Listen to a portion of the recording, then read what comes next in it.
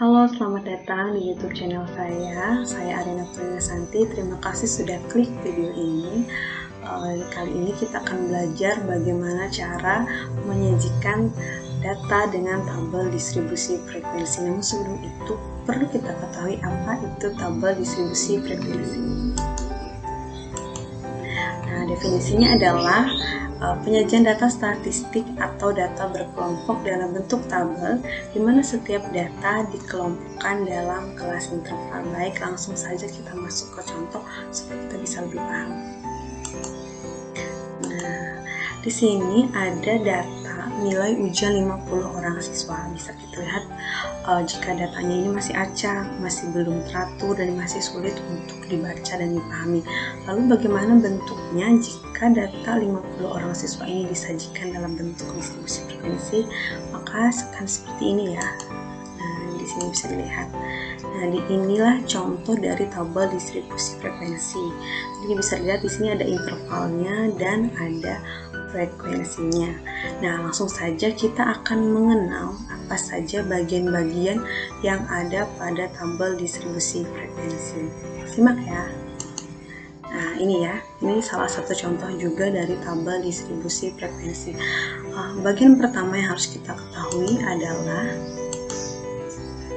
kelas interval. Jadi kelas interval ini yang ini ya, ini ada 1, 2, 3, 4, 5, 6, berarti ada 6 kelas interval. Kelas interval sendiri artinya adalah kelompok nilai data yang ditulis dalam bentuk interval. Makanya ini ada kelas interval 1, kelas interval 2, kelas interval ketiga, dan seterusnya. Selanjutnya bagian yang kedua adalah batas kelas. Jadi dari kelas interval 1 sampai seterusnya ini punya batas kelas. Dimana batas kelasnya ini ada dua, ada batas bawah yang di sebelah sini dan juga ada batas atas ya. Terus bagian yang ketiga adalah tepi kelas. Setiap kelas interval punya tepi kelas, dimana tepi kelasnya itu ada tepi bawah ya, yang ini ada juga tepi atas. Nah, ini penjelasannya. Nah, tepi bawah itu sama dengan batas bawah ini ya, ditambah dengan ketelitian data. Ketelitian datanya itu adalah 0,5 ya. Nah, terus untuk tepi atas, batas atas yang di sini ditambah ketelitian data itu 0,5 tadi ya. Nah, ini contohnya misalnya di sini 21, kita untuk mencari tepi bawahnya kita kurangi dengan 0,5, maka tepi bawah dari kelas interval yang pertama ini adalah 20,05. Begitu juga dengan kelas interval kedua, kalau kita mencari tepi bawahnya, maka tinggal kita kurangkan saja 26 kurang 0,5. Nah, selanjutnya tepi atas. Tepi atas juga ya, ingat ya, di sebelah sini kita tambahkan dengan 0,5. Nah, misalnya kita ambil kelas interval pertama, maka kalau kita tambahkan dengan 0,5, maka tepi atas dari kelas interval yang pertama adalah 25 ditambah 0,5 sama dengan 25,5. Untuk semua kelas ini berlaku ya, harus diingat. Lanjut lagi ke panjang kelas. Nah, panjang kelas ini ya, dari sini ke sini, dari sini ke sini.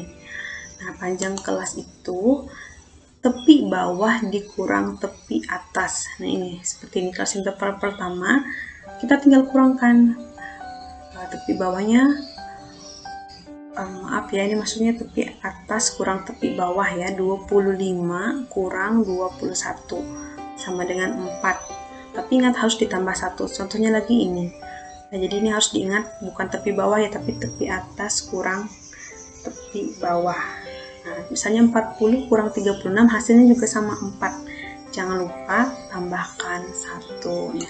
Nah, selanjutnya kita akan belajar bagaimana cara menyajikan data dalam bentuk tabel distribusi frekuensi.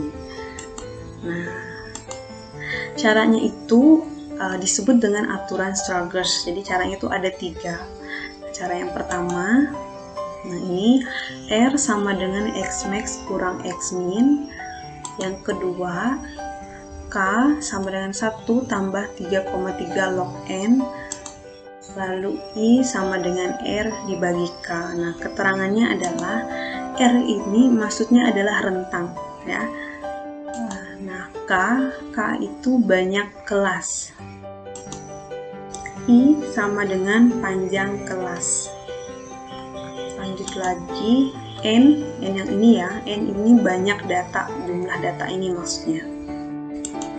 Nah, X max data dengan nilai terbesar. X-min data dengan nilai terkecil. Nah, ini R sama dengan rentang, itu cara mencarinya adalah data dengan nilai terbesar kurang dengan data nilai terkecil. Di sini misalnya ada contoh seperti ini ya. Kita cari dulu data dengan nilai terbesar.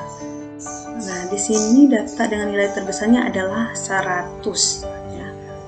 Terus data dengan nilai terkecil ya, X-min kita cari data dengan nilai terkecil di sini adalah 8. Jadi untuk mencari rentang dari contoh soal ini kita tinggal kurangkan 100 dikurang 8.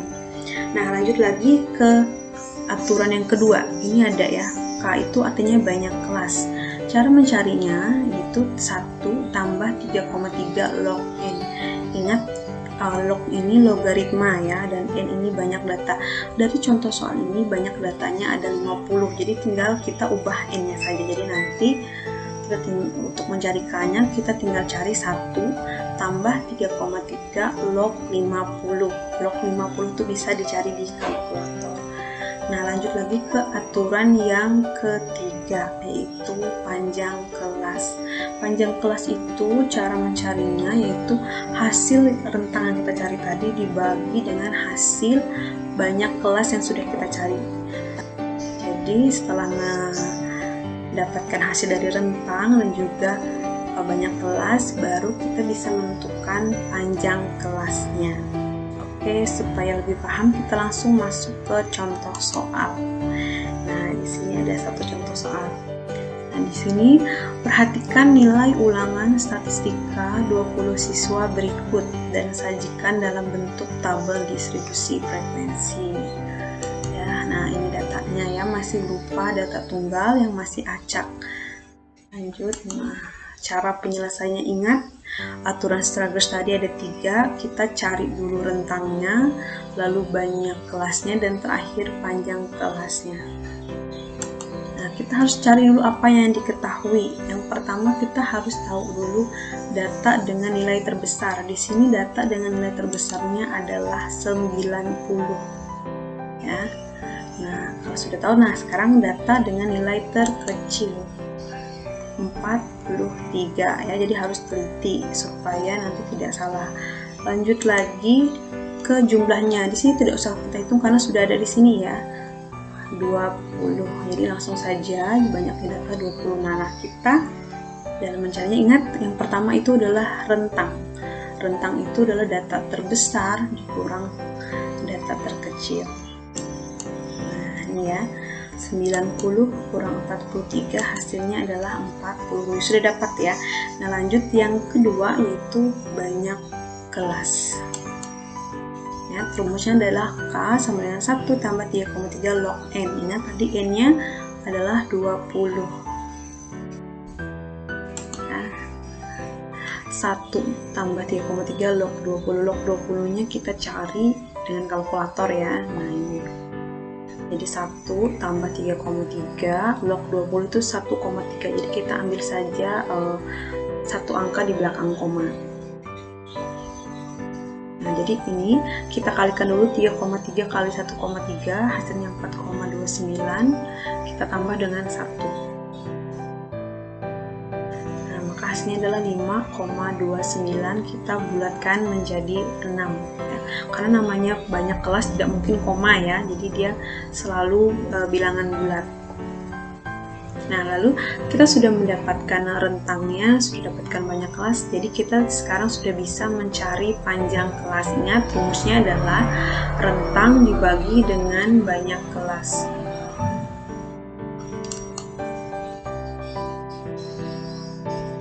Nah, selanjutnya kita akan mencari banyak kelas, karena di sini kita sudah ketahui rentangnya berapa, banyak kelasnya berapa, jadi kita tinggal mencari panjang kelasnya. Ingat, rumus dari panjang kelas itu adalah R dibagi K.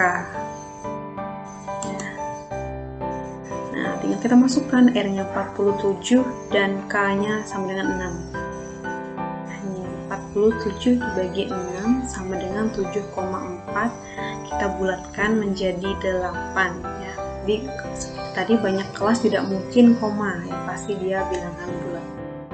Nah, setelah ini sudah kita dapatkan, kita tinggal masukkan ke dalam tabel distribusi frekuensi. Di sini ada namanya turus ya. Turus ini gunanya supaya mempermudah kita untuk menghitung frekuensi datanya nanti.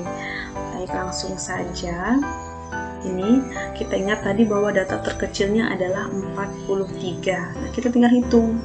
Ini ya, ini panjang kelas, kita tinggal hitung 43, 44, 45, 46, 47, 48, 49, 50. Nah, kali ya. Nah, oke. Nah, jadi ini kita dapatkan dari kelasnya tadi. Panjang kelasnya, ingat data terkecil, terus di sini kita tambahkan 8, 43, 44, 45, 46, 47, 48, 49, 50. Nah, lalu untuk kelas interval yang kedua, kita tinggal lihat di sini. Kalau di sini 50, maka di sini kita tulis 51.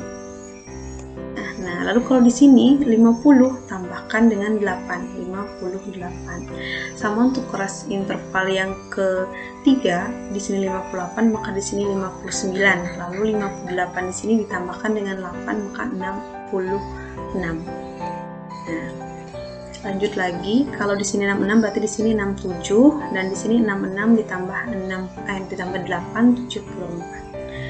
74 berarti di sini 75, dan di sini 74 ditambahkan dengan 82. Kalau di sini 82 berarti di sini 83, dan di sini 82 tambah 8, 90.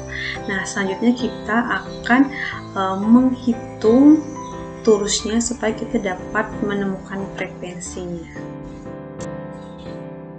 Nah, sekarang kita akan mulai menghitung turusnya. Caranya begini, di sini kita lihat untuk kelas intervalnya dari 43 sampai 50.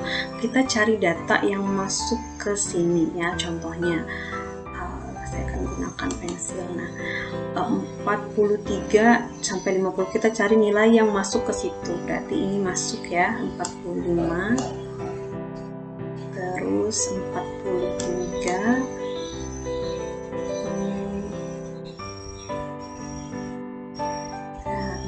48 masuk, 49 masuk. Nah, berarti datanya ada 4, berarti turusnya juga ada 4 ya.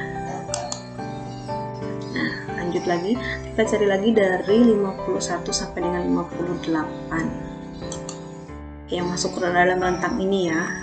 Di atas, oke, ada 1.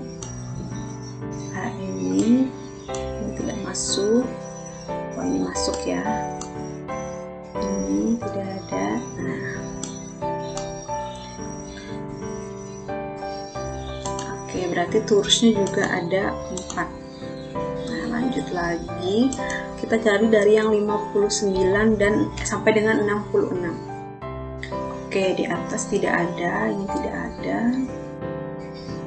64 masuk ya. Di sini tidak ada, tidak ada, tidak ada. Oke, berarti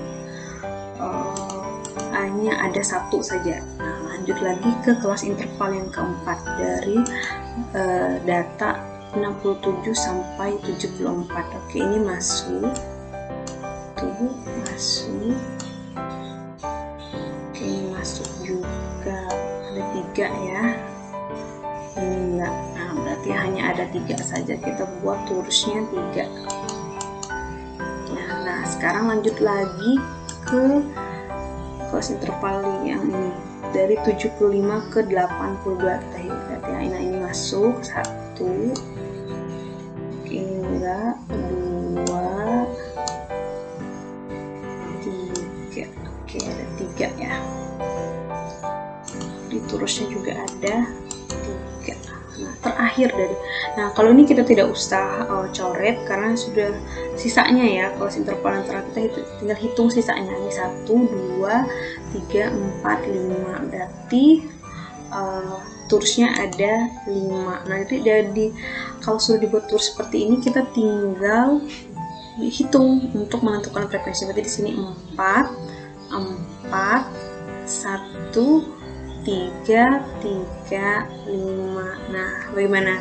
Udah bukan? Nah, kita sudah berhasil membuat atau menyajikan data nilai ulangan statistika 20 siswa berikut ini ke dalam tabel distribusi frekuensi. Bagaimana, mudah bukan? Nah, semoga ilmu ini bermanfaat, semoga juga mudah dipahami, dan sampai bertemu kembali di video selanjutnya.